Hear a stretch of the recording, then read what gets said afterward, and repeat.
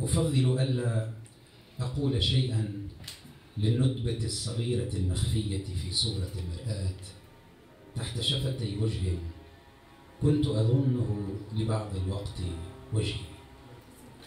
أفضل ألا أجد القصيدة التي تقول جملتي كلها، تلك التي طالما تعثرت في لساني منذ أن كنت طفلا عاريا بخيط رهيف صغير بين الفخذين يرفع رأسه في ليالي الصيف إلى نجمة هاربة ويتأتئ لها بغمغمة حارقة.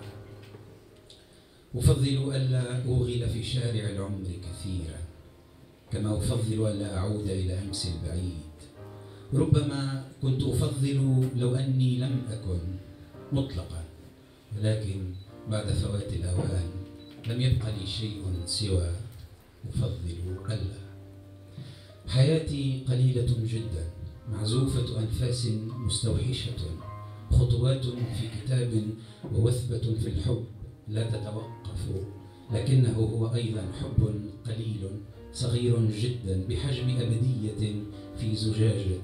أفضل ألا أكسرها، ألا أفتحها فأثمل منها فوق طاقتها. أفضل ألا أكون المدعو إلى قعرها دون الجميع، ألا أتوقف عن الإقامة في انتظارها والأمل الأخير دوما بالفوز بها. أفضل ألا أذهب بعيدا عن مغامرتي، تلك التي يفتكها من يدي مثل مدمنين في حانة رخيصة ندامى لا أعرفهم تماما. أفضل ألا أراها تندلق بعنف على شواربهم الشعثاء ولحاهم الشبيهة بأشواك الهند الصفراء الصغيرة وقمصانهم البيضاء والحمراء ذات المربعات الصغيرة الباهتة كأنها مسالك في مكاتب الدولة الخربة.